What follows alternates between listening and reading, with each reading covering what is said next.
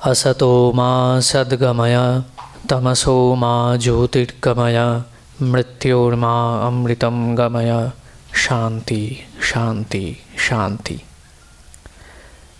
নমস্কার, শুভ সন্ধ্যা। আজ কমলা মিত্র ও সুব্রত বসু স্মারক বক্তৃতা।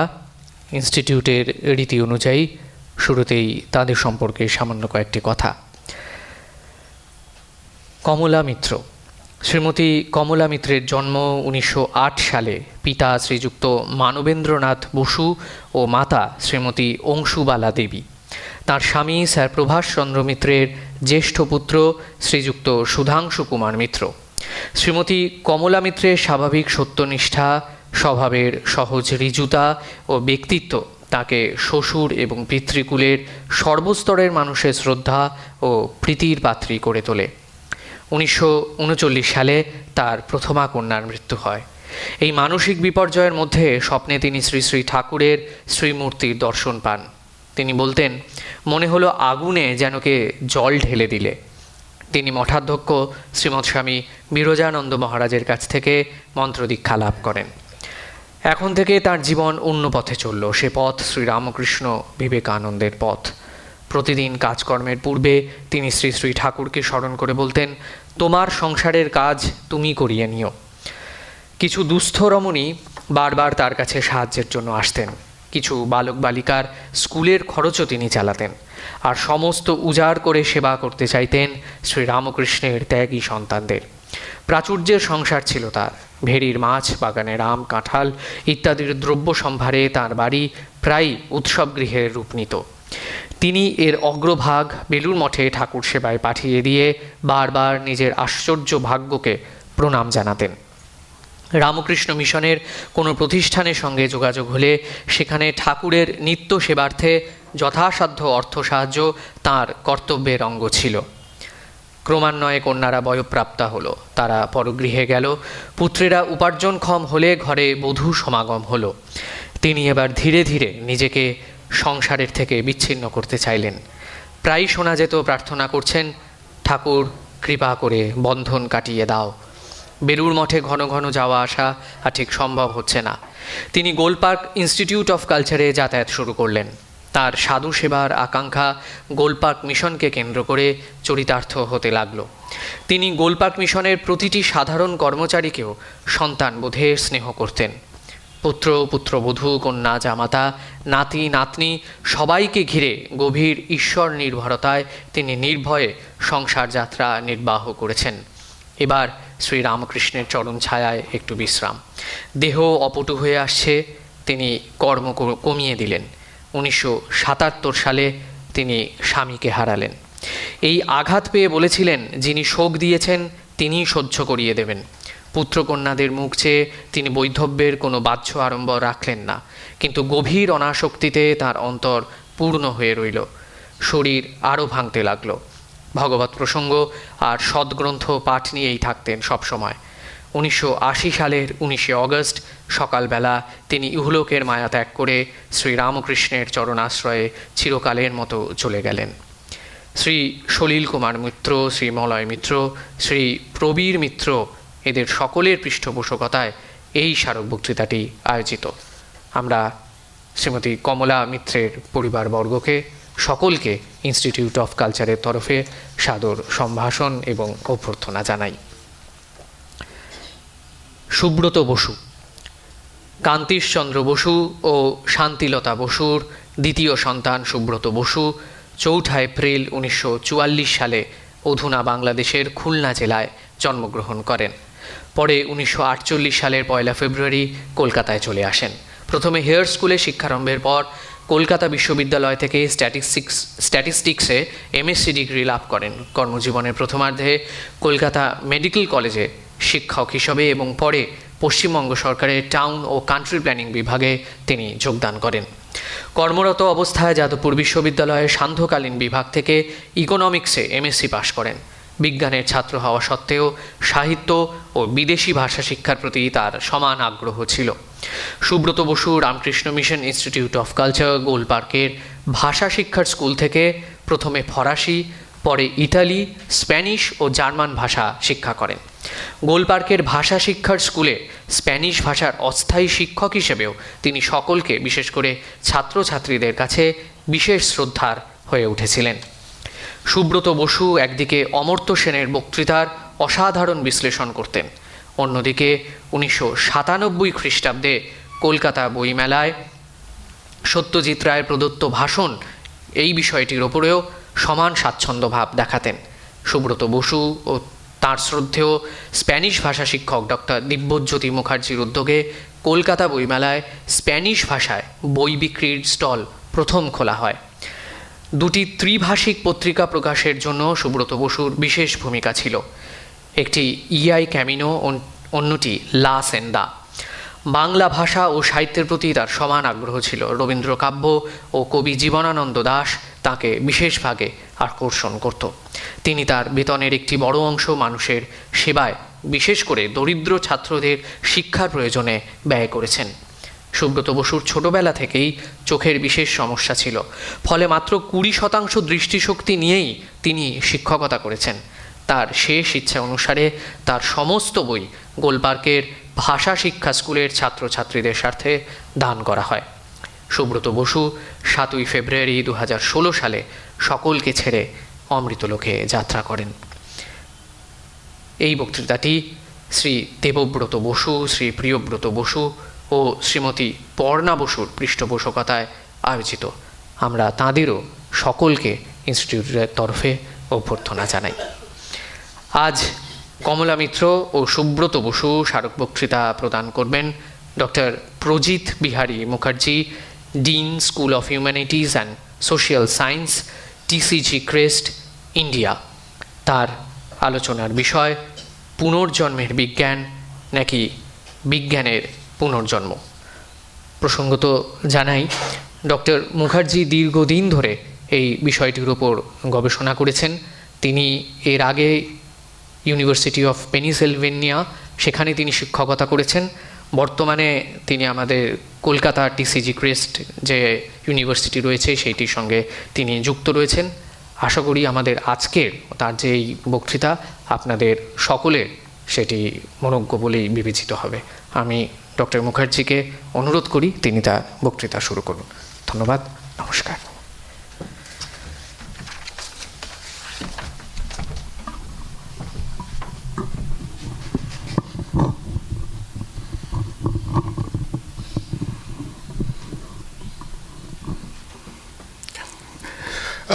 ধন্যবাদ সায়কবাবু, মহারাজকেও ধন্যবাদ আমায় এই আমন্ত্রণ দেওয়ার জন্য।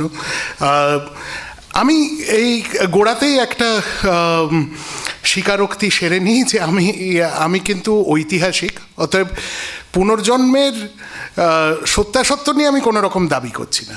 আমি এর বিষয়ে গবেষণার ইতিহাসটা একটু আলোচনা করতে চাই। তো কিভাবে এই বিষয়ে উপনীত হলাম তার সেই গল্পটা দিয়েই শুরু করি। আমি একটি বই লিখি কিছুদিন আগে, এটা 2023 সালে ইউনিভার্সিটি অফ শিকাগো প্রেস থেকে প্রকাশিত হয়, ভারতে জেনেটিক্সের ইতিহাস। এবার এইটে লিখতে গিয়ে ঐতিহাসিক হিসেবে অবশ্যই আমি ভাবছিলাম যে জেনেটিক্স আমাদের দেশে অনেকেই পড়ে, এটা খুব একটা পপুলার বিষয় হয়ে গেছে এখন। অনেকেই যে কোনো বিষয়ে আলোচনা করতে গেলে জেনেটিক্সের কথা বলে, কিন্তু এর বিরোধিতা কি কেউ করেছিল যখন এটা এই জেনেটিক্স বিষয়টা যখন উঠে আসছিল? এটা মূলত প্রথম বিশ্বযুদ্ধের পর থেকে ভারতে দানা বাঁধতে থাকে। তার 15-20 বছর আগে পশ্চিমের আবিষ্কার হয়।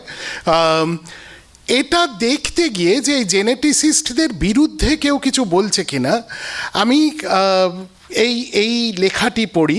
ইয়েন স্টিভেনসন বলে এক মার্কিন সাইকোলজিস্টের, ইনি ডাক্তার ছিলেন পেশায়, ইউনিভার্সিটি অফ ভার্জিনিয়ার সাইকোলজি ডিপার্টমেন্টের হেড অফ ডিপার্টমেন্ট ছিলেন বহুকাল, প্রায় 20 বছর। তখন ওনার এই লেখাটা পড়ে আমার খুব ভালো লাগে। আর এর যুক্তিটা আমার খুব সরল এবং সরল এবং জোরালো মনে হয় যে geneticist say that we are all unique because of the random distribution of genes among the chromosomes of our parents during the formation of the gametes, the union of which is the conception of an embryo that will become a new person.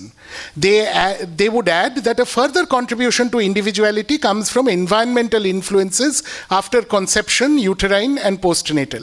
I'm not denying the importance of genes and recognized environmental influences in contributing to the uniqueness of individuals, but I am presenting evidence that this uniqueness may derive also from another factor, reincarnation.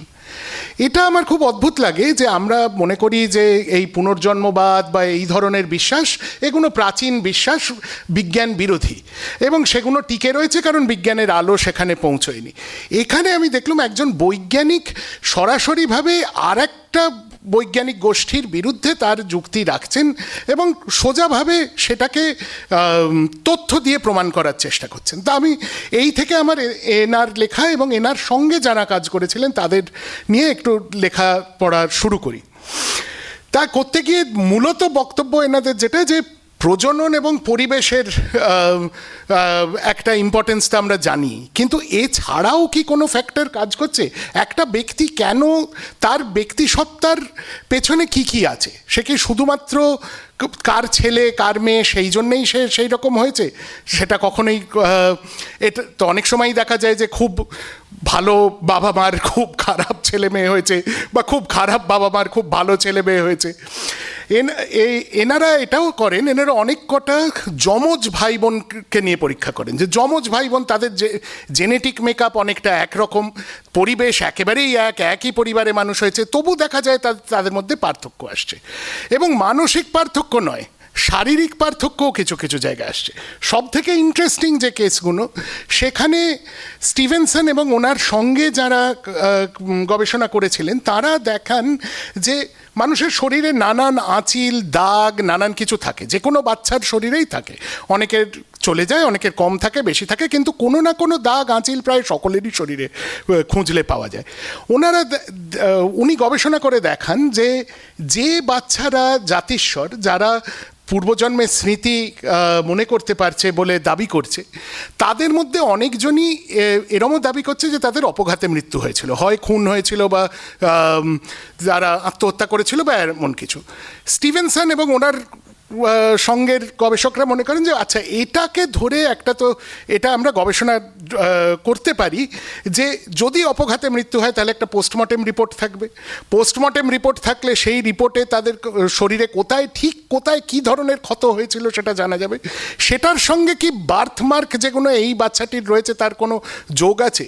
এবং এই রকম প্রায় 1200 পাতার 2 volume, মানে সব মিলিয়ে 2400-2500 পাতার বই স্টিভেনসন লেখেন, এই রকম প্রচুর ছবি তাতে আছে, যাতে উনি স্পেসিফিক কেস দিয়ে পোস্টমর্টেম রিপোর্টের সঙ্গে দেখাচ্ছেন যে এইরকম দাগগুলো কী করে মিলছে।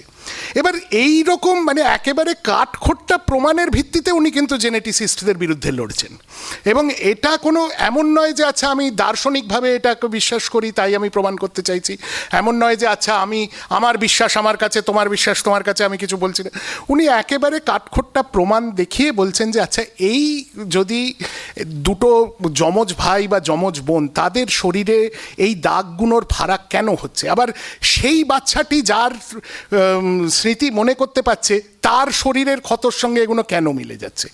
তো এই পুরো বৈজ্ঞানিক প্রচেষ্টাটা আমার কাছে একেবারেই নতুন ছিল, কারণ আমি কোনোদিন এটা স্কুল কলেজে কোথাওই পড়িনি, এরম কিছু হয়েছিল তাও জানি না। তো এই নিয়ে আরেকটু তখন পড়তে শুরু করি যে স্টিভেনসন সারা বিশ্ব ঘুরে অনেক জায়গার কেস এনেছেন, এবং এটাও একটা এখানে বলে রাখা দরকার হয়তো যে আমরা মনে করি যে পুনর্জন্মবাদ কেবল ভারতবাসীরাই মানেন, তা কিন্তু নয়, আরও অনেক দেশে এটা মানা হয়। মানে বৌদ্ধ ধর্মাবলম্বী দেশগুলো তো বটেই, চীন, জাপান, বর্মা এসব তো বটেই, কিন্তু যেরকম ধরুন মিডল ইস্টের অনেক কটা দেশ, যেরকম দক্ষিণ টার্কিতে প্রচুর পুনর্জন্মের কেস হয়, লেবাননে প্রচুর হয়, ইজিপ্টে কিছু হয়, ব্রাজিলে প্রচুর হয়, এবং এখানকার নিজস্ব বিশ্বাসও জন্মেছে এই নিয়ে যে কেন পুনর্জন্ম হয়, কি হয় না হয় তা নিয়ে নানান রকম আলোচনা হয়েছে, সেখানে অনেক দিনের বিশ্বাস, এগুলো প্রচুর কেস খুঁজলে পাওয়াও যায়। স্টিভেনসন সারা পৃথিবী খুঁজে খুঁজে এই কেসগুলোকে জোগাড় করেন এবং সেগুলোকে তারপরে বছরের পর বছর ধরে গবেষণা করেন সেই নিয়ে। উনি উনি চাইলে আরও অনেক দিন ওনার ডিপার্টমেন্টের হেড থাকতে পারতেন, উনি হেডের দায়িত্ব ছেড়ে দিয়ে পুরোপুরি এই কাজে নেমে পড়েন 70-এর গোড়ার দিকে, এবং তারপরে ওনার মৃত্যু হয় 2000-এর গোড়ার দিকে। 30 বছর করে গেছেন এটা, প্রতি বছর সারা বিশ্ব চষে ফেলেছেন, এইরকম কেস খুঁজেছেন। কিন্তু এর মধ্যে বেশিরভাগ কেসই ভারতের। এটাও ঠিক যে আরও অনেক জায়গার কেস আছে, কিন্তু সব থেকে বেশি সংখ্যার কেস ভারতবর্ষে পান। অতএব ভারতের কেসগুলোর বিষয়ে আমি, আর অবভিয়াসলি আমি নিজে ভারতীয় বলেও করি, যে ভারতের কেসগুলোর বিষয়ে আরও বেশি আমি একটু দেখতে চেষ্টা করি। সেটা দেখতে গিয়ে দেখি যে এই বিষয়ে প্রথম আলোচনা স্টিভেনসনেরও কিছু আগে 60-এর দশকের একেবারে গোড়ার দিকে শুরু হয় উত্তর ভারতে, মূলত জয়পুর বিশ্ববিদ্যালয়, লখনৌ বিশ্ববিদ্যালয়, কানপুর, এলাহাবাদ, এই সব বিশ্ববিদ্যালয়গুলোয় আলাদা করে বিভাগ তৈরি হয়। সেগুলো প্যারাসাইকোলজি ডিপার্টমেন্ট বলা হতো, কিন্তু পশ্চিমে প্যারাসাইকোলজি তখন প্রায় উঠে যাচ্ছে। তখন আমেরিকা, বিলেত এসবে মানে মুহ্যমান প্যারাসাইকোলজি ডিপার্টমেন্টগুলো তুলে দেওয়া হচ্ছে। যে কটা জায়গায় বাকি রয়েছে প্যারাসাইকোলজি, সেখানেও মূলত অন্য ধরনের কাজ হচ্ছে, যে একজন অপর মানুষের চিন্তা ধরতে পারে কিনা, কারণ সেটা আবার আমেরিকানরা মনে করছে যে ওদের তখন কোল্ড ওয়ার চলছে, শীত যুদ্ধের মধ্যে যদি এটা বের করা যায় তাহলে এটা তো সেনার কাজে লাগবে, যে আমরা এখান থেকে বসে রাশিয়ানরা কি ভাবছে বের করে ফেলবো। তো ওরা সেই সব বিষয় নিয়ে আলোচনা করছে, ওদের পুনর্জন্মে কোনো আগ্রহ নেই। পুনর্জন্মের আগ্রহটা কিন্তু ভারতীয় বিশ্ববিদ্যালয়গুলোয়, যে যে কলকাতায় হয়নি, যে যে বিশ্ববিদ্যালয়ে এই বিভাগগুলো তৈরি হয়েছিল, তারা পুনর্জন্ম নিয়ে কাজ করছে। এবং এই হেমেন ব্যানার্জি বলে এক ভদ্রলোক, ইনি প্রচুর এই বিষয়ে গবেষণা শুরু করেন। নাম শুনে বুঝতেই পাচ্ছেন বাঙালি, কিন্তু ইনি, এনার জন্ম রাজস্থানে এবং পড়াশুনো মূলত ইউপি এবং রাজস্থানে। উনি এই বিভাগটার গোড়ায় একটা প্রাইভেট রিসার্চ সেন্টার ছিল, সেটা পরে বিভাগ হয়ে যায়। তার থেকে উনি অনেক কটা এরকম কেস প্রকাশ করতে শুরু করেন, এবং এর থেকেই স্টিভেনসন জানতে পারেন যে এরকম একটা ব্যাপার ভারতে হচ্ছে, দিয়ে তার থেকে আস্তে আস্তে স্টিভেনসন এতে ঢোকেন। তো এনার কেসগুলো পড়তে গিয়ে, হেমেন ব্যানার্জির প্রকাশিত কেসগুলো পড়তে গিয়ে, এখানে দেখবেন স্টিভেনসনের সঙ্গে অনেকজন ভারতীয় মিলে, এটা গোড়ার দিকের একটা রিসার্চ আর্টিকেল, ওই রকম ওই কেস রিপোর্টগুলো এইরকম এই জয়পুরের প্যারাসাইকোলজি ডিপার্টমেন্ট থেকে হেমেনবাবু প্রকাশ করতেন। তার 3 নম্বর কেস যেটা প্রকাশ করেছিলেন, প্রভু বলে একটি ছেলের কথা। এই কেসটি অ্যাকচুয়ালি 1920-র দশকে হয়েছিল। তখন একবার এটার কিছু গবেষণা বিকানিরের রাজা করিয়েছিলেন, রায়বাহাদুর শ্যামসুন্দর লাল বলে একজনকে। শ্যামসুন্দর লাল তখনকার রাজস্থানে খুব শিক্ষিত মানুষ, 2-3টে করদ রাজ্যের প্রধানমন্ত্রী ছিলেন। এনার অন্য আরেকটি পরিচয় যে ইনি বিড়লার, মানে জিডি বিড়লার শ্বশুর।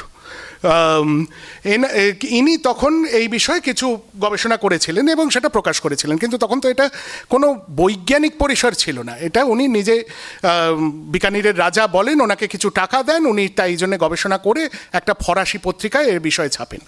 হেমেনবাবু এটা পরে আবার 50-এর দশকে আবার এই কেসটি গবেষণা করেন এবং এটার একটা রিপোর্ট বার করেন। রিপোর্টটি পড়তে গিয়ে যেটা আমার খটকা লাগে, যে গল্পটা অনেকটাই সোনার কেল্লার মতো। অবশ্যই ছোটবেলা থেকেই সোনার কেল্লা দেখে ভালোবেসে বড় হয়েছি, তো কেসটায় এত সোনার কেল্লার সঙ্গে মিল, এমনকি কিছু ছোট ছোট ঘটনাও মিল আছে। তাছাড়া প্যারাসাইকোলজিস্ট ভদ্রলোকের নাম হেমেন ব্যানার্জি, আপনাদের মনে থাকবে সোনার কেল্লার প্যারাসাইকোলজিস্টের নাম হেমাঙ্গ হাজরা। আরও কিছু জিনিস আমি দেখাবো, একটু সময় দিন। যে কিন্তু আমার গল্পটাতেই মনে হয় অনেক কিছু মিলে যাচ্ছে। তখন আমার মনে হয় যে আচ্ছা, এতে কি কোনো যোগ ছিল? সত্যজিৎ কি এই বিষয়ে জানতেন, পড়াশুনো করেছিলেন? এই নিয়ে আমি একটু খোঁজ খবর লাগানো শুরু করি। দিয়ে বিভিন্ন লোককে জিজ্ঞেস করে, যারা সত্যজিৎ বিষয়ে জানেন, কলকাতায় অনেকেই আছেন যারা সত্যজিৎ বিষয়ে অনেক কিছু জানেন, তাদের নানান লোকের খবরাখবর পেয়ে একজনের বাড়ি আমি পৌঁছে যাই। ভদ্রলোকের নাম চন্দ্রনাথ চট্টোপাধ্যায়। তার বাবা ছিলেন বিমল চট্টোপাধ্যায়। আপনাদের যদি কি ফেলুদার অন্য সিনেমাটা কি যেন নাম, জয় বাবা ফেলুনাথের দাদু হচ্ছেন বিমল চট্টোপাধ্যায়। এনার একটি ছোট্ট রোল কিন্তু সোনার কেল্লায়ও আছে, সেটা হচ্ছে ভুল মুকুল যখন কিডন্যাপড হয়ে ফিরে আসে, ভুল মুকুলের দাদু হচ্ছেন বিমল চট্টোপাধ্যায়। ইনি কিন্তু অভিনেতা ছিলেন না, ইনি হচ্ছেন আমাদের প্রাক্তন স্পিকার সোমনাথ চ্যাটার্জির কাকা, আপন কাকা। ইনি অনেক কিছু করেছেন কিন্তু অভিনয় ইনি করতেন না। ইনাকে অভিনয় ঢোকাবার পেছনে কিন্তু সোনার কেল্লা। এবং কেন? কারণ উনি ওয়েস্ট বেঙ্গল প্যারাসাইকোলজি সোসাইটির সেক্রেটারি ছিলেন। এবং এইখানে প্যারাসাইকোলজি সোসাইটির কিছু ডকুমেন্টস দেখাচ্ছি। নিচে দেখবেন প্যারাসাইকোলজি সোসাইটির ঠিকানাটা লক্ষ্য করবেন, লালমোহন ভট্টাচার্য রোড। লালমোহন বাবুর চরিত্রর শুরু এখান থেকে। আরও অনেক গল্প এর সঙ্গে জুড়ে যাচ্ছে, যেরকম ধরুন একজন হেমাঙ্গ হাজরাটা কোত্থেকে এলো, যে এই প্রভু বলে যে ছেলেটির কথা বললুম, যে জাতিস্বর ছিল, তাদের পারিবারিক পান্ডা পরিবার একটা ছিল, তাদের কাছ থেকে জিনিওলজিটা জোগাড় করেছিলেন গবেষকরা। সেই পান্ডা ভদ্রলোকের পদবী ছিল দুবে হাজরা, সেখান থেকে আসছে। এরকম অনেক ছোটোখাটো উল্লেখ রয়েছে যেটা আসল গল্পটার সঙ্গে সিনেমাটার যোগ দেখাচ্ছে। কিন্তু আর একটা ইন্টারেস্টিং জিনিস যেটা চোখে পড়লো, যে এদের ডকুমেন্টস দেখতে গিয়ে, যে ওয়েস্ট বেঙ্গল প্যারাসাইকোলজি সোসাইটির অফিস বেয়ারারদের লিস্ট দেখবেন 4 জন ভাইস প্রেসিডেন্ট। শেষ ভাইস প্রেসিডেন্টের নাম দেখুন, এই যে Shri Satyajit Ray, 1 bishop Lefroy road.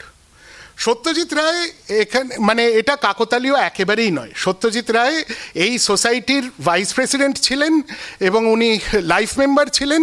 এবং বিমলবাবুর একটা ছোট লেখায় উল্লেখ করেছেন কিভাবে সত্যজিৎবাবু এই গল্পটি হেমেনবাবুর একটা বক্তৃতা এই সোসাইটিতে শুনে তারপর গল্পটি লেখেন এবং ফোন করে তারপরে বিমলবাবুকে বলেন এসে গল্পটা শুনুন।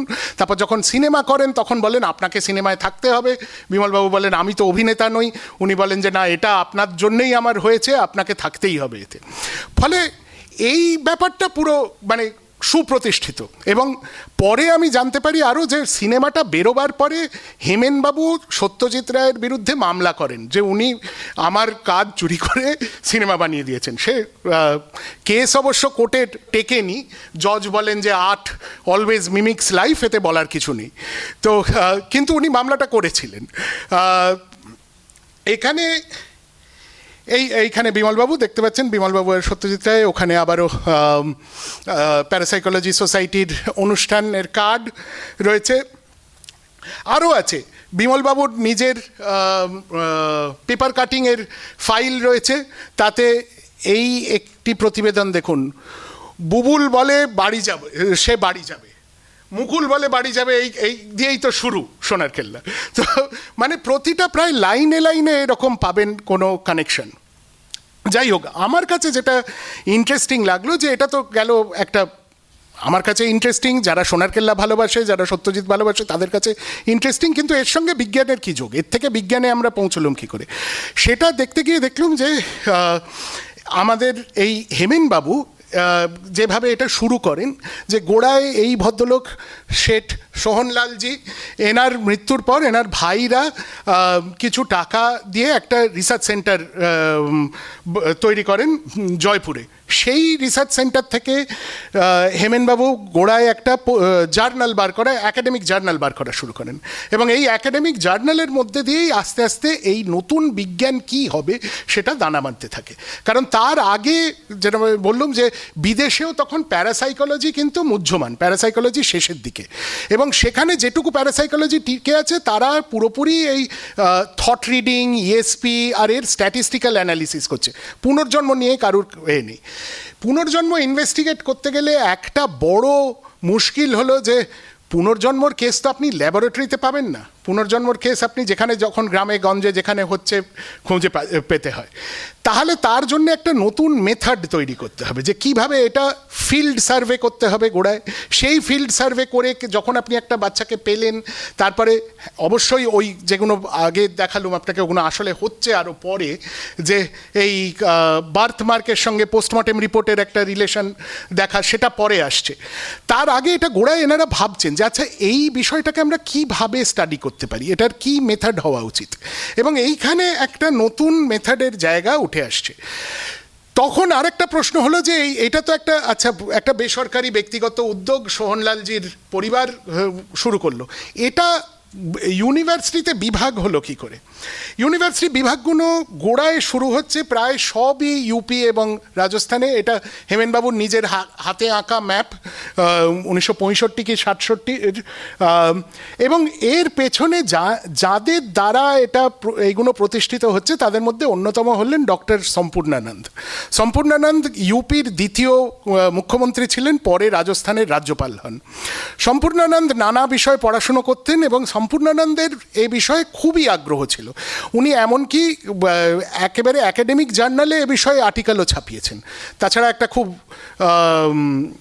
খুব বেশ ইন্টারেস্টিং একটা হিন্দি উপন্যাসও লিখেছিলেন এ বিষয়ে। ওনার উপন্যাসটায় আবার পুনর্জন্ম হচ্ছে, কিন্তু অন্য গ্রহে পুনর্জন্ম হচ্ছে।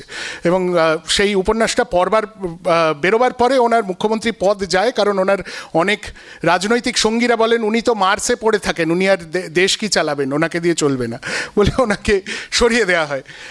কিন্তু এছাড়াও অন্যরা ছিলেন, যেরকম আচার্য যুগল কিশোর সম্পূর্ণানন্দের বিরোধী ছিলেন কংগ্রেস রাজনীতির মধ্যে তখন, কিন্তু এডুকেশন মিনিস্টার ছিলেন, ফার্স্ট এডুকেশন মিনিস্টার ইউপি, উনিও এ বিষয়ে খুবই আগ্রহী ছিলেন।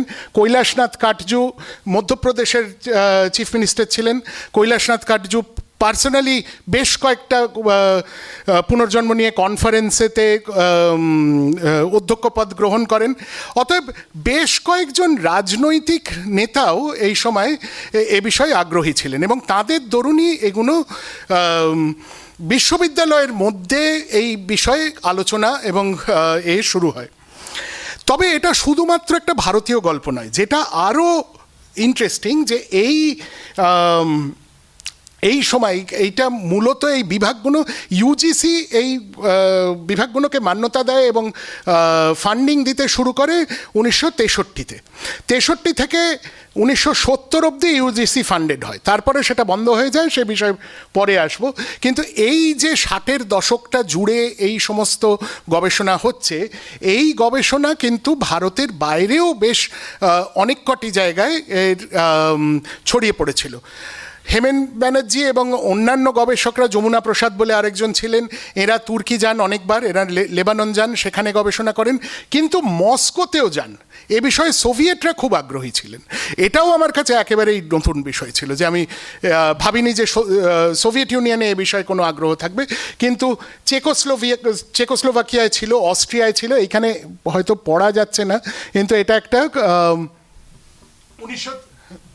1963 হেমেনবাবুর একটা ট্যুর আইটিনারি টাইপে লেখা, এতে পড়তে পারলে এটা আর একটু বড় করা উচিত ছিল আমার। এতে মস্কো, ভিয়েনা, প্রাগ 3 জায়গায় গিয়ে তারপর এথেন্স হয়ে আমেরিকা ঘুরে ফিরছেন, এবং প্রত্যেকটা জায়গায় মস্কোয় গিয়ে উনি পুনর্জন্ম নিয়ে রিসার্চ করছেন, উনি ভিয়েনায় রিসার্চ করছেন, উনি এস্টোনিয়া যাচ্ছেন ওই সময়।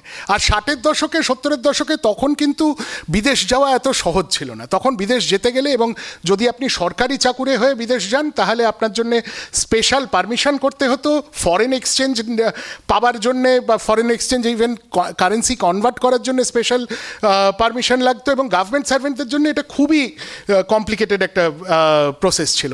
তা সত্ত্বেও ইনি এত জায়গায় যাচ্ছেন, এত রকম গবেষণা বিদেশে করছেন। এটা আর এইখানে একটা পুরো লিস্ট যে সোভিয়েত ইউনিয়নে কে কে গবেষণা করছিল পুনর্জন্ম নিয়ে তখন, মানে 8 জনের নাম রয়েছে এখানে। 8টা ইনস্টিটিউট সোভিয়েত ইউনিয়নে 60-এর দশকে এই বিষয়ে গবেষণা করছে।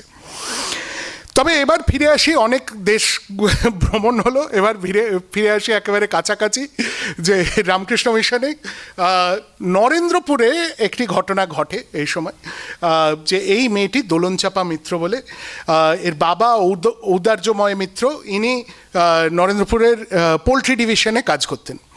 এনার মেয়ে জন্মের পর থেকেই কিছু কিছু এমন জিনিস করতে শুরু করে যাতে বাবা মা একটু চিন্তিত হয়ে পড়েন। ও মেয়েদের জামা কাপড় পরতে মোটেই ভালোবাসতো না, ছেলেদের মতন পোশাক পরতে ভালোবাসতো, ক্রিকেট খেলতে ভালোবাসতো, ফুটবল খেলতে ভালোবাসতো, পুতুল টুতুল পছন্দ করতো না।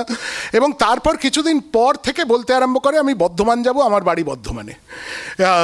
এটা আস্তে আস্তে বেরোয় যে এর পূর্বজন্মের একটা নাম ও নামটা ও উল্লেখ করেনি, কিন্তু বাকি বাড়ির সমস্ত ডেসক্রিপশন দিয়েছিল। এবং সেই দেখে এটা স্বামী লোকেশ্বরানন্দ তখন ঔদার্যময় মিত্রকে উৎসাহ দেন যে তুমি এটা যাও, ওকে বর্ধমান নিয়ে যাও। আগে আমাদের দেশে একটা প্রাচীন বিশ্বাস আছে, আমাদের দেশে শুধু নয়, এটা তুর্কিতেও আছে, যে একটা প্রাচীন বিশ্বাস আছে যে যে বাচ্চারা পূর্বজন্মের স্মৃতি মনে করতে পারে তারা দীর্ঘজীবী হয় না, এবং তাই জন্যে তাদের বাবা মারা মেরে বকে সেগুলো চায় যে ভুলিয়ে দিক, যে না ও নিয়ে বলবি না কথা, চুপ কর, ভুলে যা। কেউ কথা বলতে দেয় না, কিন্তু লোকেশ্বরানন্দ বলেন যে না এটা করো না, তুমি নিয়ে যাও ওকে বর্ধমান, আমি টাকা দিচ্ছি, তুমি সবাই মিলে একবার বর্ধমান ঘুরে এসো।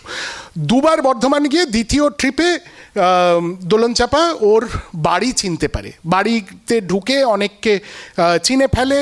তারপরে বাবা মা, যে পূর্বজন্মের বাবা মা, পূর্বজন্মের নাম ছিল বোঝা যায় তখন, ওর নামটা, নিজের নামটা ও বলতে পারেনি, কিন্তু নাম বলে যে নিশীথ দে বলে একটি ছেলে, সে খুব স্পোর্টসম্যান ছিল, কলেজে পড়তো, পাড়ার একটি মেয়ের সঙ্গে প্রেমও করছিল, তাকে দেখে দোলনচাঁপা একটু বিহ্বল হয়ে পড়ে, কিন্তু সে তারপরে কলেজে থাকাকালীনই মারা যায়, তার একটা ব্রেন টিউমার হয়, দিয়ে সে কিছুদিন হাসপাতালে থেকে মারা যায়। যে কোনো কারণেই নিশীথের ফ্যামিলি দোলনচাঁপাকে স্বীকার করতে চায়নি, তারা একেবারে কোনোভাবে কোঅপারেটও করেনি, তারা দরজা বন্ধ করে দেয়, ওকে বলে যে তুমি আর আসবে না এখানে ইত্যাদি। কিন্তু এই কেসটা স্টিভেনসন এবং ওয়েস্ট বেঙ্গল প্যারাসাইকোলজি সোসাইটির, এখানে দেখতে পাচ্ছেন ওয়েস্ট বেঙ্গল প্যারাসাইকোলজি সোসাইটির প্যাডে স্টিভেনসনকে লিখছেন, এটা বিমলবাবুর লেখা চিঠি দোলনচাঁপাকে নিয়ে। এখানে ঔদার্যময় মিত্র মানে দোলনচাঁপার বাবার লেখা চিঠি। এনারা প্রায় 15 বছর 20 বছর ধরে এই মেয়েটিকে স্টাডি করে, যে মেয়েটি যত বড় হচ্ছে তাকে স্টাডি করা হয় বিভিন্ন বিষয়।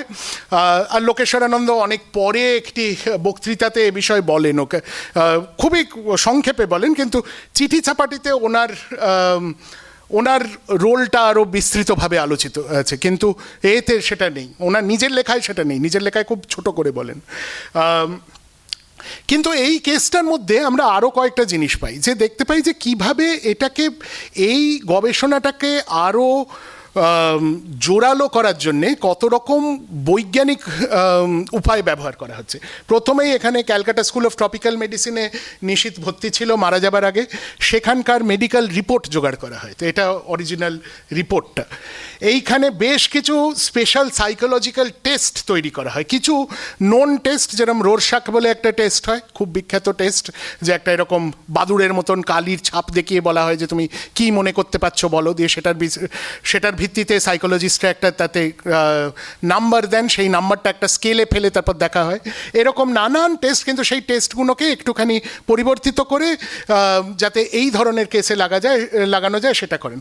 এবং এই সময় স্টিভেনসন চেষ্টা করেন যে এটাকে যাতে আমরা স্ট্যাটিস্টিক্যালি স্টাডি করতে পারি, একটা অ্যাকচুয়াল স্কেল তৈরি করা, যে প্রতিটা কেস কতটা বিশ্বাসযোগ্য তাতে একটা নম্বর আমরা দিতে পারবো।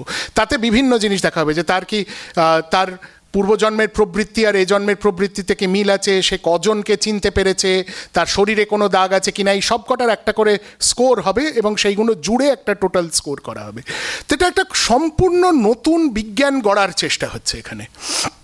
এবং আরও এগিয়ে গিয়ে এইখানে যেরকম, এটা একটা অন্য কেস, এটা ছোটে খান বলে মধ্যপ্রদেশের একটি ছেলে, এর দেখুন এখানে এই আবারও পোস্টমর্টেম রিপোর্টে কোথায় মনে করতে পারে যে পূর্বজন্মের যে ব্যক্তির জীবনে মনে করে সে তাকে খুন করা হয়েছিল গুলি মেরে, তো গুলি কোথায় কোথায় লেগেছিল আর ওর কোথায় কোথায় বার্থমার্ক রয়েছে এই জন্মে, সেইগুলোকে আবার ইকুয়েট করা হচ্ছে, দিয়ে এটাকেও একটা নাম্বার দেওয়া হচ্ছে।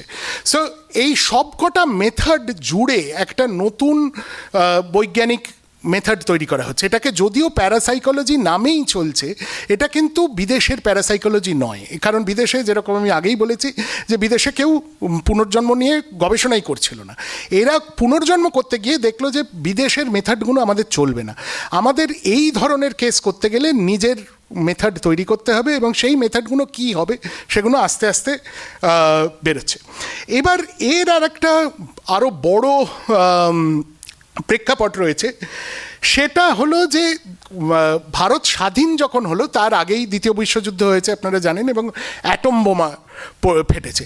অ্যাটম বোমা নিয়ে অনেকেই ভারতে এবং ভারতের বাইরে অনেকেই যারা বিজ্ঞান নিয়ে খুব আগ্রহী ছিলেন তাদের কিছুটা দ্বিধাগ্রস্ত হলেন। তারা বললেন যে বিজ্ঞান কি আমাদের একেবারে ধ্বংসের মুখে এনে দিচ্ছে? বিজ্ঞান কি আমাদের অ্যাটম বোমা কি করে? আমরা বিজ্ঞানকে মনে করতাম যে বিজ্ঞান একটা মানুষের, সম্পূর্ণানন্দ এক জায়গায় বলছেন যে বিজ্ঞান মনুষ্যকে মস্তিষ্ক কা উৎকৃষ্টতম নিষ্কর্ষ হয়, যে the most Sublime essence of the human mind. সেটা কি এখন পরিণত হয়েছে কেবলমাত্র মারণাস্ত্র তৈরির জন্য আর বিভিন্ন রাষ্ট্রের নিজেদের মধ্যে রেষারেষির জন্য? তো যেরকম ধরুন সিভি রামান এ বিষয়ে খুব, সিভি রামান অবশ্যই বিশ্ববরেণ্য বৈজ্ঞানিক, কিন্তু তিনি এই অ্যাটম বোমা নিয়ে পরবর্তীকালে বিজ্ঞান বিমুখ হয়ে পড়েছিলেন প্রায়। ম্যাড্রাস আইআইটির একটা কনভোকেশন স্পিচ দিতে গিয়ে বারবার বলছেন, science has been prostituted to militarism, যে সায়েন্সের I feel like turning away from science. তো সায়েন্সের এই, আর এখানে সম্পূর্ণানন্দ আবার, তো ভারতের অনেক এমন বোদ্ধাই রয়েছেন যারা এই 50-60-এর দশকে মনে করছেন যে যারা বিজ্ঞান বিষয়ে আগ্রহী ছিলেন কিন্তু এখন দ্বিধাগ্রস্ত, তারা মনে করছেন বিজ্ঞানকে আবার পুনর্বিবেচনা করতে হবে। বিজ্ঞান ছেড়ে দেবার কথা নয়, কিন্তু বিজ্ঞান কি হবে? বিজ্ঞান কি শুধুই এই জড়বাদী রাস্তায় চলে গিয়ে আমাদের ধ্বংসের মুখে এনে দেবে? বিজ্ঞানকে কি নতুনভাবে চিন্তা করা যায়? নতুন একটা বিজ্ঞান কি তৈরি করা যায়? এই বিষয়ে অনেকেই ভাবছেন। তাদের যে সবার কিছু কংক্রিট সাজেশন আছে তা নয়, কিন্তু তারা প্রশ্নগুলো তুলছেন অনেকেই। আর এই প্রশ্ন খুব ইন্টারেস্টিংলি, আগেই বললাম যে রাশিয়াতেও উঠছে। তো রাশিয়াতে কেন উঠছে? রাশিয়াতে আমরা যেভাবে কমিউনিস্ট রেভলিউশনের বা বলশেভিক রেভলিউশনের ইতিহাস এদেশে পড়ে থাকি এখন অন্তত, তাতে মনে হয় যে এটা পুরোপুরি একটা জড়বাদী প্রচেষ্টা ছিল। কিন্তু যখন বলশেভিক রেভলিউশনটা হচ্ছে 1917-এ, তখন কিন্তু এর মধ্যে নানান রকম চিন্তা ছিল। তারা সবাই মোটেই জড়বাদী নয়। তাদের মধ্যে একটা চিন্তা এটাও ছিল, যেটাকে এখন রাশিয়ান কসমিজম বলা হয় অনেক সময়, যে যার মূল চিন্তাটা নিকোলাই ফেডোরভ বলে একজনের কাছ থেকে আসে। তিনি বলেন যে আমরা সত্যিকারের সাম্য কী করে হবে যদি আমরা শুধুই এখন যারা বেঁচে আছে তাদের জন্য সাম্যের কথা ভাবি? তাহলে আমাদের আগে যে আমার বাবা ঠাকুরদা সবাই যারা কিছু করে মারা গেছেন, তারা তো সেই সাম্যের ভাগিদার হলেন না। তাহলে সাম্য প্রতিষ্ঠা করতে গেলে আগে আমাদের যে প্রজন্মগুলো মৃত সেগুলোকে কি করে ফিরিয়ে আনা যায় সেটা ভাবতে হবে। এবং এই ধারায় কিছু চিন্তা শুরু হয়। এই নিয়ে একটা আলোচনা হয় যে আচ্ছা, সবাইকে যদি ফিরিয়ে আনবে তাহলে রাখবে কোথায়? এই পৃথিবীতে তো এত জায়গা নেই যে সব প্রজন্ম আবার জেগে উঠলো, তাহলে তাদের কোথায় রাখা হবে? তখন ওরা ভাবতে আরম্ভ করে যে আচ্ছা, অন্য গ্রহে তাহলে তাদের হয়তো বাস করানো যায়, বা তারা হয়তো নিজেরাই অন্য গ্রহে জন্মগ্রহণ করছেন। এবং এইটে ভাবতে ভাবতে নিকোলাই ফেডোরভের ভক্তদের মধ্যে অন্যতম হচ্ছেন এই ভদ্রলোক কনস্টান্টিন সিওলকভস্কি এ বিষয়ে অঙ্কের অধ্যাপক ছিলেন, এ বিষয়ে খুব চিন্তিত। এই নিয়ে ভাবতে ভাবতে উনি প্রথম আবিষ্কার করেন রকেট কি করে মধ্যাকর্ষণ শক্তি পার করে মহাকাশে যেতে পারে। তো গ্র্যাভিটি বিট করার মেন কনসেপ্টটা কিন্তু সিওলকভস্কি উদ্ভাবন করেন, যার জন্য পরবর্তীকালে স্পুটনিক যখন সত্যিই যায় মহাকাশে, তখন সিওলকভস্কিকে father of the Soviet space programme বলা হয়। সিওলকভস্কির স্ট্যাচু স্টালিন সব জায়গায় তৈরি করান। কিন্তু সিওলকভস্কি কেন যেতে চাইছিলেন সে বিষয়ে লোকে ভুলে যায়। যে সিওলকভস্কি কিন্তু যেতে চাইছিলেন একটা আধ্যাত্মিক চিন্তার জায়গা থেকে, খুব উদ্ভট উদ্ভট চিন্তা এটা, যে আমরা অন্য গ্রহে লোকে পুনর্জন্ম গ্রহণ করবে, সেখানে থাকবে, কিন্তু এই উদ্ভট চিন্তার মধ্যে থেকেই কিন্তু রকেটের টেকনোলজিটা বার হয়। এবং এটাই পড়ে সম্পূর্ণানন্দ উপন্যাস লেখেন যে অন্য গ্রহে গিয়ে মানুষ জন্মাবে, জন্ম হবে, কিন্তু পুনর্জন্ম হবে অন্য গ্রহে। তো এই কানেকশনগুলোও আমার খুব ইন্টারেস্টিং লাগে, যে আমরা একভাবে বুঝি যে মার্কসিজম কি, সেটাকে কিভাবে এ দেশে এলো, কিন্তু তার একটা অপর ধারাও রয়েছে, একটা চোরাগোপ্তা স্রোতও রয়েছে, যে বলশেভিক বিপ্লবের সময় একটা এটাও চিন্তা করা হচ্ছে যে আচ্ছা আমরা একটা নতুন আধ্যাত্মিক বিশ্ব কী করে তৈরি করব, আধ্যাত্মিক সাম্য কী হবে, সেখানে কোত্থেকে আমরা আনবো, আমাদের নতুন বিজ্ঞান কি হবে, সেই আধ্যাত্মিক সাম্য আনতে গেলে কি ধরনের বিজ্ঞান হওয়া দরকার, কি নতুন বৈজ্ঞানিক চিন্তা হওয়া দরকার। তাই জন্যে এই কসমিস্টদের মধ্যে এই ধরনের নতুন বিজ্ঞানের খুব একটা আগ্রহ ছিল, যে কিভাবে আমরা নতুন করে বিজ্ঞানকে ভাববো। এবং আপনারা হয়তো অনেকেই জানেন যে মস্কোয় লেনিনের মৃতদেহ এখনও সুরক্ষিত। সেটা কিন্তু ওরা এমনি শুধু মনুমেন্ট বানাবে বলে রাখেনি, ওরা তখন ভেবেছিল যে লেনিনকে সত্যিই ওরা জাগিয়ে তুলতে পারবে আবার, যে লেনিন আবার বেঁচে উঠবে না আরেকবার। তো এরকম, এবং তাই নিয়ে নানান গবেষণা হচ্ছিল। ফলে জীবন মৃত্যুর এই যে এটা বাউন্ডারি, এটা কী করে অতিক্রম করা যায়, এ বিষয়ে সোভিয়েতরা অনেক কিছু চিন্তা করছিল। আর শুধু সোভিয়েতরা নয়, এই আর এক ভদ্রলোক, ভারতে যত গবেষণা হয়েছে সরকারি মহলের বাইরে, শুধু ভারতে কেন, সমস্ত বিশ্ব জুড়ে এই 60-70-এর দশকে যে গবেষণা চলছে পুনর্জন্ম নিয়ে, তার বেশিরভাগেরই কিন্তু বিলটা দিচ্ছেন এই ভদ্রলোক, চেস্টার কার্লসন। চেস্টার কার্লসন কী করেছিলেন, কী করে এত বড়লোক হলেন? খুবই গরিবের ছেলে, বাবা ছোটবেলা থেকেই টিবিতে ভুগতেন, খুব অসুস্থ থাকতেন, কাজ করতে পারতেন না, যা টাকা পেতেন সেগুলো কোনো না কোনো খারাপ ব্যবসা করে ডুবিয়ে দিতেন, আরও তাতে পরিবার ফাঁপড়ে পড়তো। আর মা কম বয়সেই বেশি খেটে মারা যান। ছেলে নানান কাজ, ছোটোখাটো কাজ করে নিজেই কলেজে ঢোকে, ক্যালটেক থেকে পিএইচডি করে ফিজিক্সে, দিয়ে অনেক দিন চাকরি বাকরিও তেমন পাচ্ছিলেন না। তারপরে উনি একটি মেশিন বানান, সেই মেশিনটার নাম হলো জিরক্স মেশিন। এর আবিষ্কারক হচ্ছেন চেস্টার কার্লসন। কিন্তু চেস্টার কার্লসন নিউ ইয়র্কে বেদান্তা ইন দ্য ওয়েস্ট বলে একটা গোষ্ঠী, একটা পত্রিকা ছিল, এবং তার চারপাশে একটা গোষ্ঠী গড়ে উঠেছিল। তার একজন সদস্য চেস্টার কার্লসন, এবং এইখান থেকে চেস্টার কার্লসনের খুব হয় পুনর্জন্ম নিয়ে একটা জন্মায়। এবং উনি মনে করেন যে যেরকম ওনার জিরক্সের গবেষণাটাও কেউ পাত্তা দেয়নি অনেক দিন, সেরকম নতুন গবেষণাকে কেউই কোনো দিন পাত্তা দেয় না। প্রতিষ্ঠিত যে বিজ্ঞান, সে কখনোই একে ধার্য করবে না, তাই জন্য এর জন্য আলাদা ফান্ডিং হওয়া উচিত। এবং উনি নিজে যেহেতু খুব গরিব অবস্থায় মানুষ হয়েছিলেন, উনি বারবার বলতেন যে এত টাকা নিয়ে আমি কি করব জানি না, এই টাকাটা দিয়ে দিতে পারলে বাঁচি। তো উনি সারা বিশ্বে প্রায় যেখানে রিইনকার্নেশন নিয়ে, পুনর্জন্ম নিয়ে গবেষণা হয়েছে, চেস্টার কার্লসন টাকা দিয়েছেন। সো জিরক্স কপি, এবং বলতেনও কোনো সময় অন্য লোকে ঠাট্টা করে বলেছে যে উনি তো কাগজের কপি বানাতে বানাতে ভাবলেন আত্মারও কপি হয় কিনা দেখি। তো কিন্তু ফলে এর একটা যেরকম ভারতীয় দিক রয়েছে, যে ভারতের কিছু রাজনৈতিক নেতা, কিছু বোদ্ধা, তাদের পৃষ্ঠপোষকতায় এই গবেষণা গড়ে উঠছে, আবার এর একটা আন্তর্জাতিক পরিসরও রয়েছে। আন্তর্জাতিকভাবে বিভিন্ন জায়গা থেকে এটা পুষ্ট হয়েছে এই গবেষণাটা। যাই হোক, এই সবই তো ভালোই চলছিল, কিন্তু 60-এর শেষে এসে সব প্রায় মুখ থুবড়ে পড়ল। তখন ইউজিসি একটা কমিটি গঠন করলো যে এরা এই গবেষণায় টাকা দেওয়া উচিত কিনা। সেই দেখতে গিয়ে কমিটি রায় দিল যে গবেষণার ভালো হচ্ছে না, এরা যা করছে সেটা সায়েন্টিফিক নয়।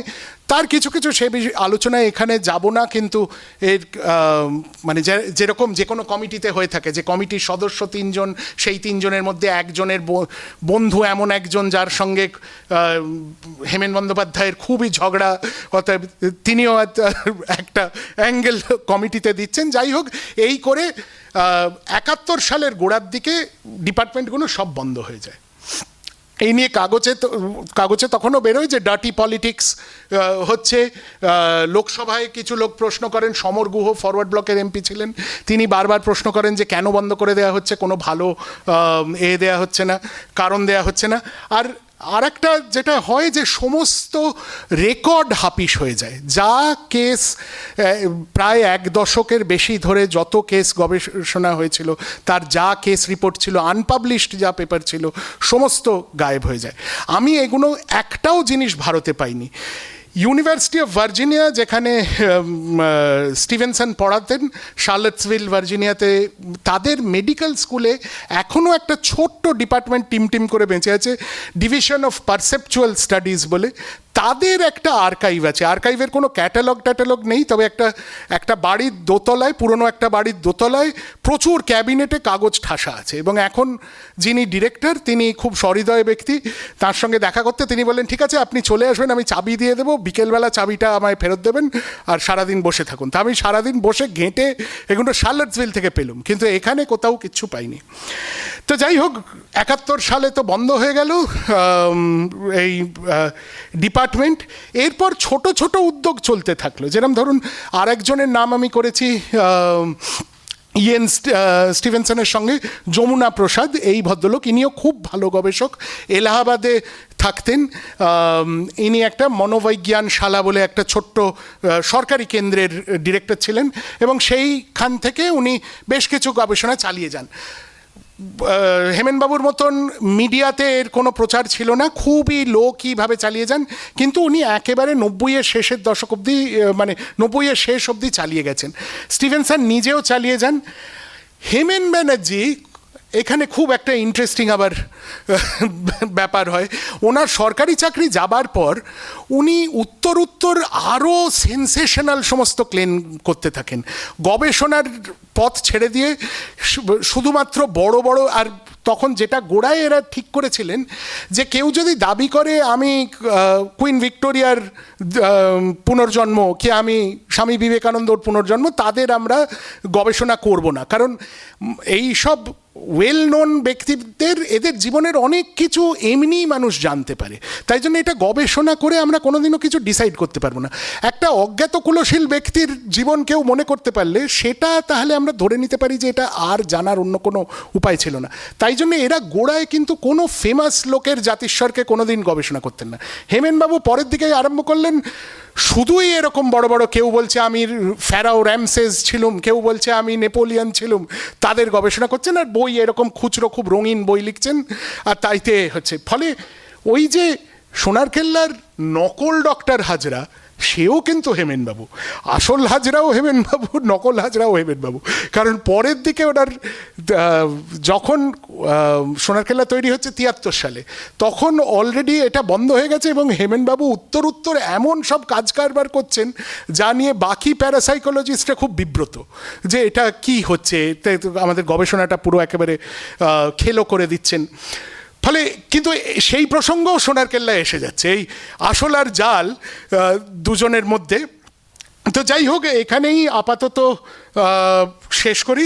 ধন্যবাদ আপনাদের সকলকে মন দিয়ে শোনার জন্য। Thank you.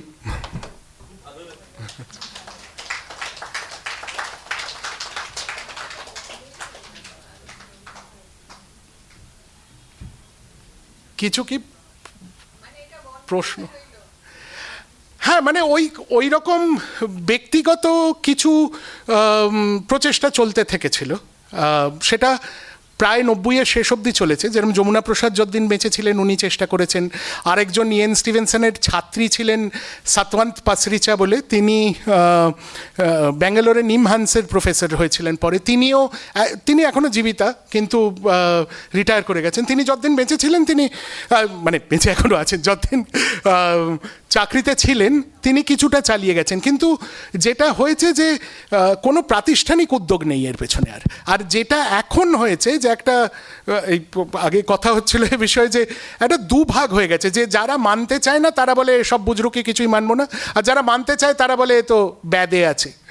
অতএব এটাকে যে একটা বৈজ্ঞানিকভাবে যে আমরা গবেষণা করব, এর প্রমাণ এটা কি হচ্ছে।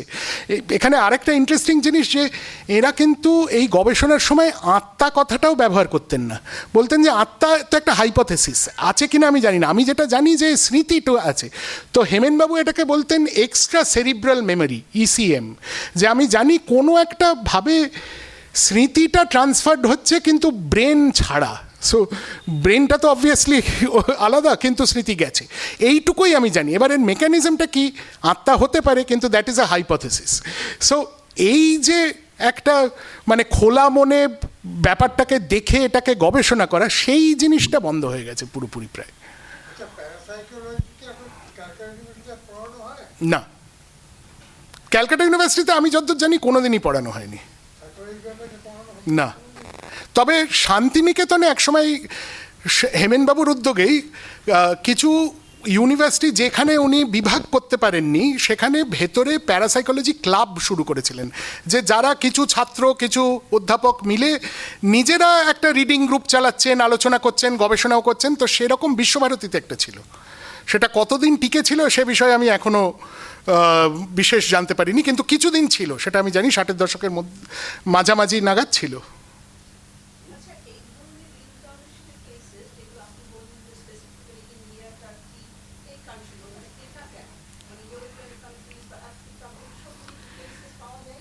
হ্যাঁ, পাওয়া যায়, এবং এটা এখন ওই যে বললাম জিম টাকার যে ভদ্রলোক এখন ওই স্টিভেনসনের ডিপার্টমেন্টের ডিরেক্টর, উনি পুরোপুরি মনে করেন যে এখন শুধুই ইউরোপ এবং আমেরিকায় রিসার্চ করা উচিত। কারণ ওনার একটা মত আছে যে যদি আমরা ইউরোপ আমেরিকায় এটা প্রমাণ করতে পারি তাহলে লোকে মেনে নেবে এটাকে, কিন্তু নয়তো সবসময়, কারণ যারা মানতে চায় না তারা একটা সবসময় বলে যে ও এটা তো সব ওই সব তোমাদের এক্সোটিক দেশগুলোয় হয়, আমাদের পশ্চিমা দেশগুলোয় হয় না। তো স্টিভেনসন একটা বই লিখেছিলেন 10 কেসেস সাজেস্টিভ অফ রিইনকারনেশন বলে, ইউরোপের কেস নিয়ে শুধু, এবং জিম টাকার আমেরিকারও কিছু কেস দিয়েছেন। আর আফ্রিকায় একটা, ওয়েস্ট আফ্রিকায় বিশেষ করে নাইজেরিয়া, ঘানা, ওই দিকটায় ওখানে প্রচুর কেস পাওয়া যায়, ওটা একটা পুরোপুরি বড় একটা হটস্পট কেসের। কিন্তু আমেরিকার এটা ওই আমেরিকা ইউরোপ নিয়ে কেস আছে, প্রকাশিতও হয়েছে, কিন্তু একটা কারণ হতে পারে যে মেন স্ট্রিম প্রোটেস্ট্যান্ট ক্রিশ্চিয়ানিটি এটা মানতে চায় না, এবং অনেক সময় সেই জন্য চেপে দেয়। যেরকম একটা খুব ইন্টারেস্টিং কেস বিলেতের সাউথ শিল্ডস বলে একটা জায়গা নিউ ক্যাসেলের বাইরে, সেইখানে ঘটেছিল যে দুটি বোন গাড়ি চাপা পড়ে বাচ্চা মেয়ে মারা যায়, এবং তারপরে তাদেরই মায়ের আবার যমজ দুটো মেয়ে হয়, এবং তাদের ওই রকম বার্থমার্ক ছিল, সব ছিল, তারা আগের তাদের দিদিদের খেলনা তারা চিনতে পারছিল ইত্যাদি।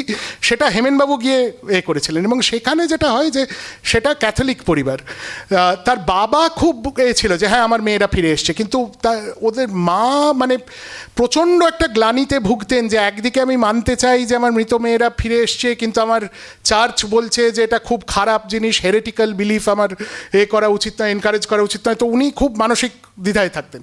তো এটা একটা কেস, কিন্তু এখানে আমরা দেখতে পাই যে ওই টেনশনটা আছে, ক্রিশ্চিয়ানিটি যেহেতু মানতে চায় না এটা।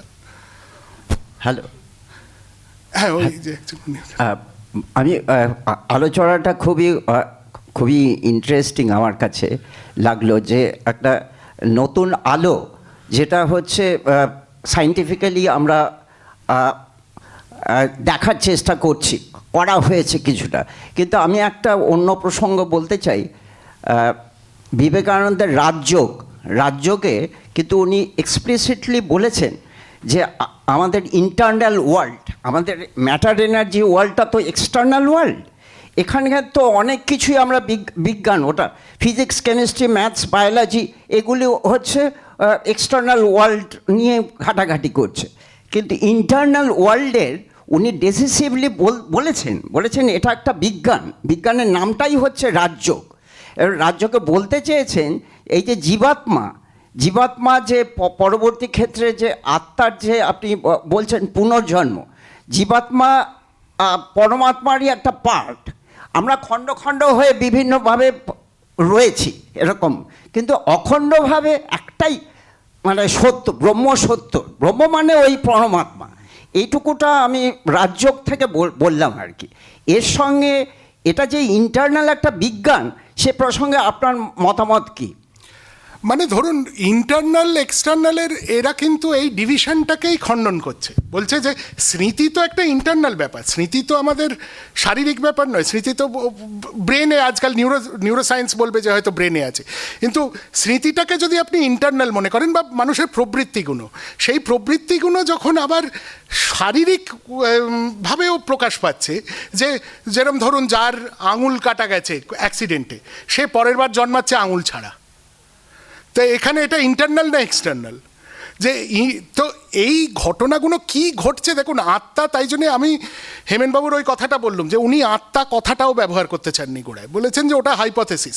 আমরা ফ্যাক্টগুলো দেখি, কি ফ্যাক্ট আমরা দেখতে পাচ্ছি, যেরকম ধরুন এর আরও মডেল আছে, যে ধরুন এর রবীন্দ্রনাথের ক্ষুধিত পাষাণ, ক্ষুধিত পাষাণের যে আইডিয়াটা সেটাও এখানে আসছে, বলছে স্টোন টেপ থিওরি, যে একটা এমন কি হতে পারে, এটাও কি একটা মডেল হতে পারে যে একটা জায়গা, একটা বাড়ি হয়তো কোনো ভাবে কিছু স্মৃতি অ্যাবজর্ব করে নিয়েছে, দিয়ে তারপরে আবার সেটা রিপ্লে করছে যখন কিছু লোক সেখানে আসছে, হয়তো একটা যেরকম রেডিওর ফ্রিকোয়েন্সি মিলে যায় সেরকম কারুর মিলে গেলে আসছে, এটা কিন্তু আত্মা লাগবে না, আত্মা ছাড়াই এটা করা যাবে। তো ওনারা বলছেন যে আমরা এই ফ্যাক্টগুলোকে দেখি, দিয়ে তারপরে আমরা বের করব, চেষ্টা করব বের করতে যে কি মেকানিজম এটা হচ্ছে, মেকানিজমটা জানি না, তবে ওই বহিরাঙ্গ অন্তরঙ্গর ভেদটা এরা কিছুটা খণ্ডন করছে, বলছে কারণ স্মৃতির দ্বারা যদি শরীর কীরকম হবে সেটা এ হয়, দেখছে যে খুব 5-6 জন ভাই বোন, সবাইকার গায়ের রং খুব চাপা, একজন খুব ফর্সা তার মধ্যে হয়ে যাচ্ছে, আর তার যার কথা মনে পড়ছে সেও ফর্সা ছিল। তো এইরকম অনেক কিছু, যে মানে শরীরটা কি করে চেঞ্জড হচ্ছে।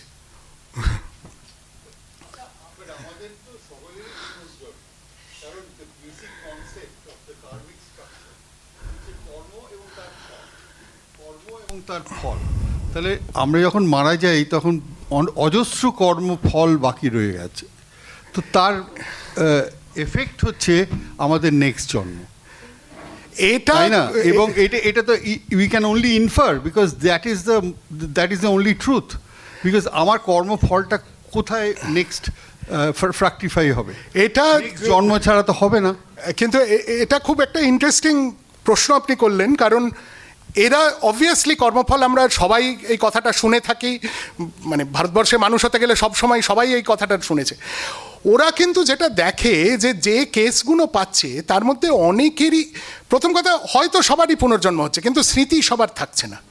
স্মৃতি আমাদের তো বাংলায় জাতিস্বর কথাটা খুব স্পেসিফিক, তো জাতিস্বর সবাই, আর এটা ইংরেজিতে কোনো কথাও নেই, এরকমের প্রতিশব্দ নেই। তো কিন্তু জাতিস্বর যারা হচ্ছে তারা কেন হচ্ছে, তাদের ক্ষেত্রে অন্তত কর্মফল কিছু দেখা যাচ্ছে না, যে কর্মফল ওরা কিছু কেস এমন পাচ্ছে যে যারা হয়তো খুবই খারাপ জীবনযাপন করেছে কিন্তু তার এ জন্মে বেশ ভালো হয়েছে। হ্যাঁ, সেটা তো হবেই, কারণ লাস্ট জন্মের কর্মটা তো নয়, বহু জন্মের কর্মফলটা হয়তো এই জন্মে আমরা পাচ্ছি। হ্যাঁ, এদের সবসময় স্মৃতি যে এক জন্মের থাকে তা নয়, মানে অনেক কটা জন্মের স্মৃতিও কিন্তু আছে, কিন্তু তাতেও কর্মফলের সঙ্গে দেখুন আসলে কি হচ্ছে, এটা মানে এটা এরাও বলছেন না, আর আমি তো আরোই কম বলছি, কিন্তু এনারা ওটা যেটুকু কোরিলেশন দেখেন তাতে কর্মফলের সঙ্গে কোনো কোরিলেশন পান না। কর্মফলের কথাটা অনেকেই বলেন, যেরকম গোলওয়ালকার বলতেন যে পুনর্জন্মটা পুরোটাই কর্মফলের ব্যাপার, কিন্তু আবার সাভারকার বলতেন নয়, টর্মফল কিছু নয়, পুনর্জন্ম হচ্ছে। পুনর্জন্ম তো হচ্ছে, হ্যাঁ, কিন্তু সেটা কর্মফলের দরুন হচ্ছে কিনা এটার কোনো কিছু হয়, কিছু থেকে কিছু হয়। If you don't have a past, you can't have a future. That itself is an inference to say that Punarjanma has to be. Mane, that is a dictum. Whether that can be proved or not is what I'm saying. It is, many scientific things come from inference. Absolutely, but the inference has to be on some facts. No, ওইখানে ধরুন একটা বাস horn দিচ্ছে, সেটা বাসেরই horn, you can infer. দেখুন, আবার তো আগেই আমি তো বলেই দিয়েছি আগে যে আমি ঐতিহাসিক, আমি ওরা যা বলছে আমি সেটুকু বলছি, তারপরে দার্শনিকভাবে তত্ত্বটা কি সেটা আপনি যেটা বলছেন সেটাই হতে পারে, আমার সেখানে কোনো এ নেই। আচ্ছা, একটা কথা জিজ্ঞেস করছি, এখানে যে আপনি প্রথমে যেটা বলেন, সব ক্ষেত্রেই জাতিস্বরদের ক্ষেত্রে মানে ম্যাক্সিমাম 5, 6, 7 বছর অবধি তাদের থাকে, তারপরে হ্যাঁ, চলে যায়, মানে যখন আরো ব্রেনটা পরিপক্ক হয় এবং তখন চলে যায়। এটা কেন? আর নাম্বার 2 হচ্ছে যে সকলেই বলছেন পুনর্জন্ম, এখন আগের জন্মে সে যে মানুষই ছিল তারও তো কোনো হবে না, অনেক দিন আগে তো নাও থাকতে পারে, তাই না? অনেক কিছু হতো। একেবারে। এবং লাস্ট একটা কথা বলছি, এই যে আপনি মানে জেনেটিক্সের সঙ্গে যেটা বললেন, মানে একটা কথা অনেকেই বলে যে মানুষের পূর্বে সকলেই যদি প্রাইমেটস মানে বাঁদর ছিল, তাহলে সব বাঁদরই মানুষ হলো না কেন? কিছু রয়ে গেল, কিছু আবার মানুষ হলো, তো ওটাও এখনো আছে এটা। তো সুতরাং এই ফ্যাক্টগুলো কেন যদি একটু বলেন। এইটা এগেন আমি বলবো যে আমি এটা বলতে কিছুই পারবো না, তবে এনারা এই 3টে প্রশ্নই, আপনি যে 3টে প্রশ্ন করলেন, এই 3টে প্রশ্নই এখানে বারবার উঠেছে। এজের ব্যাপারটা কোনো এক্সপ্লেনেশন এনারা দেননি, বলেছেন যে হয়তো হতে পারে যে আরও দূরত্ব বাড়ছে পেছনে স্মৃতির সঙ্গে, নতুন স্মৃতি আরও চেপে বসছে, তাতে আস্তে আস্তে ওটা হয়ে যাচ্ছে, বিলীন হয়ে যাচ্ছে। কিন্তু কিছু ক্ষেত্রে আবার বলছে যে বিলীন হচ্ছে না, কিন্তু তারা বলছে না, কারণ বললে নানান হবে। যেরকম ধরুন একটা যেটা কংক্রিট কেসেও অনেক হয়েছে, কিন্তু এটা নিয়ে সাভারকার অনেকবার লেখেন, যে লম্বা একটা প্রবন্ধ আছে এ বিষয়ে, যে ধরুন কোনো কেউ পূর্বজন্মে তো তার স্বামী স্ত্রী কিছু একটা ছিল, এবারে তার কি এই জন্মে তাকেই খুঁজে বিয়ে করতে হবে, না অন্য কাউকে বিয়ে করলে সেটা তাহলে তার কার প্রতি, আর তারপর সেই আগের স্বামী বা আগের স্ত্রী যদি চলে আসে তখন তার দায়িত্ব কি, কার প্রতি তার আনুগত্য হবে, এই সব নানান কমপ্লিকেশন। সাভারকার তাই জন্য বলেন যে পুনর্জন্ম হলেও ওটা আমাদের ধরে নেওয়া উচিত যে পাস্ট বাদ দিয়ে এখন আমরা প্রেজেন্টে আছি। এরা সেই কারণে হয়তো হতে পারে যে স্মৃতি বিলীন হচ্ছে বা লোকে কথা বলছে না, কিন্তু জেনারেলি এজটা আপনি একেবারে ঠিক বলেছেন, যে বলছে 2.5-3 বছর থেকে এই স্মৃতি আসে এবং 8-8.5-এর মধ্যে স্মৃতিটা গায়েব হয়ে যায়। বেশিরভাগ লোক তারপরে যেগুলো কেসগুলো ইনভেস্টিগেটেড, স্টিভেনসনের ফাইলে প্রায় 5,000-এর কাছাকাছি কেস আছে, তার ম্যাক্সিমাম কেস এই রেঞ্জটা ফলো করে। কিছু লোক আছে যে পরে ক্লেম করে, কিন্তু সেখানে এটাও হতে পারে যে আশপাশের লোক ওই গল্পটা বলেই গেছে বারবার বলে সেটা আবার সেই স্মৃতিটা টিকে গেছে, সেটা হয়তো অরিজিনাল পূর্বজন্মের স্মৃতি নয়, এ জন্মে সেই গল্পটার স্মৃতি। তো আর দ্বিতীয় যেটা বললেন যে এই কেন তাহলে জন্তু জানোয়ারও হতে পারে, এই বিষয়েও কোনোদিন একটা কেস আছে থাইল্যান্ডের, যেখানে একটি ছেলে বলে যে সে বাঁদর ছিল আগের জন্মে, এবং সে তার এমন কিছু স্মৃতি আছে, সে বলে যে আমি যে বাড়িতে সে জন্মেছে সেই বাড়িরই উঠোনে একটা গাছ ছিল, সেই গাছে সে বাঁদর একদল থাকতো, তাদের মধ্যে ছিল, এবং সে কিছু কিছু জিনিস বলে দেয় যা তার জন্মের আগে, যেটা তার জানা সম্ভব নয়, যেটা এই সময় হয়েছিল, ওই সময় হয়েছিল। স্টিভেনসন বলেন আমি এটা তাও মানতে চাই না যে ও বাঁদর থেকে মানুষ হয়েছে, হতে পারে যে হয়তো মানুষেরই পূর্বজন্মে, মানে ওই দুটো জন্মের মাঝখানে আত্মাটা হয়তো ওখানে বাঁদরদের মাঝে ছিল, তাই নিজেকে বাঁদর ভাবতে শুরু করেছিল, এরকম করে একটা করতে চেষ্টা করে। কিন্তু এ বিষয়ে কোনো সোজা নেই। যেরকম গোলওয়ালকার আবার বলেন যে উনি অবশ্যই বৈজ্ঞানিক নয়, কিন্তু ডাক্তারই পড়েছিলেন গোলওয়ালকার, এখানেই কলকাতারই ডাক্তার। তো উনি বলেন যে এটা কর্মফলের জন্য লোকে হয় মানুষ হয়, ভালো কর্মফল হলে, খারাপ হলে কোনো অন্য আরও নিচু প্রাণী হিসেবে জন্ম নেয়। কিন্তু এই গবেষকরা মোটামুটি ওটা অস্বীকার, মানে সরাসরি অস্বীকার করেন না, কিন্তু বলেন যে আনলাইকলি, কোনো প্রমাণ নেই। ওই একটা থাই কেস খালি বারবার আলোচিত হয়। আচ্ছা স্যার, নমস্কার। খুব সুন্দর আপনি আপনার বক্তব্য, খুব সুন্দর, অপূর্ব, চমৎকার সন্ধ্যা দিয়েছেন, উপহার দিয়েছেন। আমার দুটো প্রশ্ন আছে স্যার। প্রথম প্রশ্ন হচ্ছে আমার, এই যে দোলন চাপা মিত্র কেসটা ভেরি ইন্টারেস্টিং। ও নিশীথ দে ছিল এই জন্মে দোলন চাপা মিত্র। তো এই যে 5,000 কেসের মধ্যে এমন আরও কিছু কেস আছে যারা এক জন্মে পুরুষ ছিল, পরের জন্মে মহিলা হয়েছে, বা ভাইসি ভার্সা, একটা।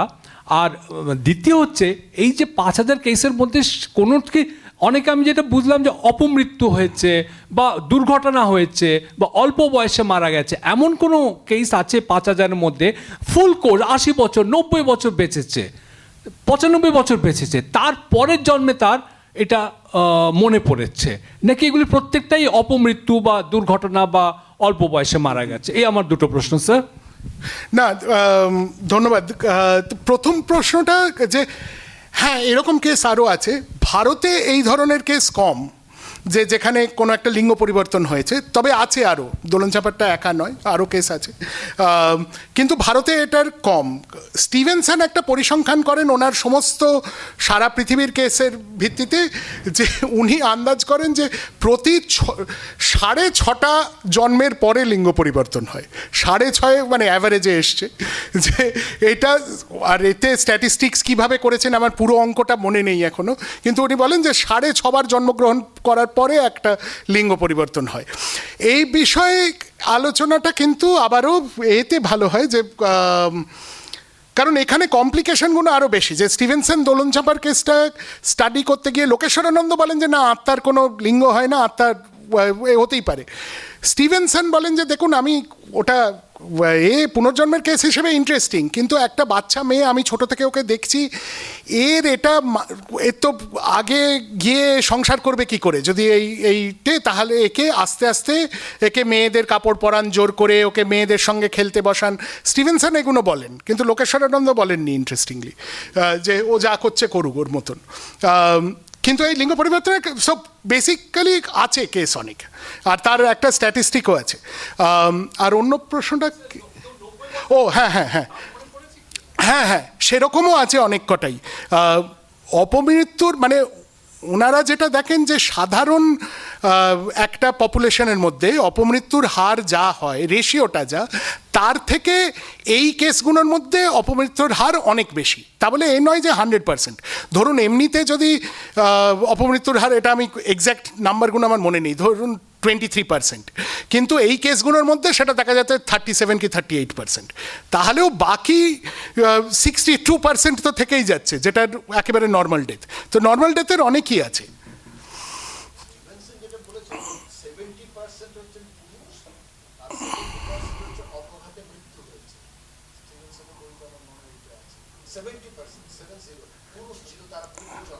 আচ্ছা,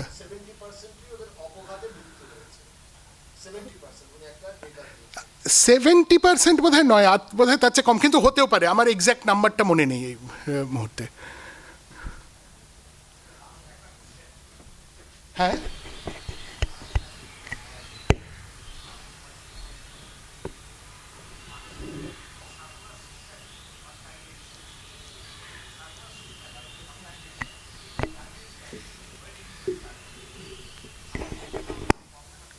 না সার্কুলার না ট্যানজেনশিয়াল বলছেন?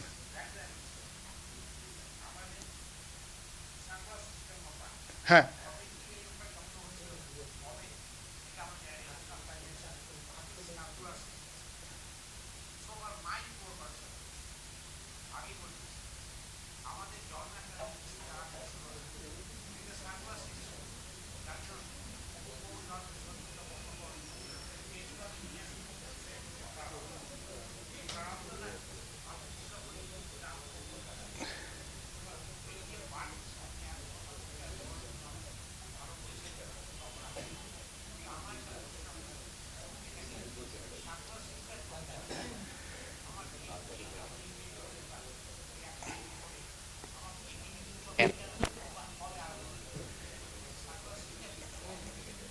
এটা আমিও খুব একটা কিছু বলতে পারবো না, মানে আমি তো ওনারা যা বলেছেন সেইটুকু বলছি।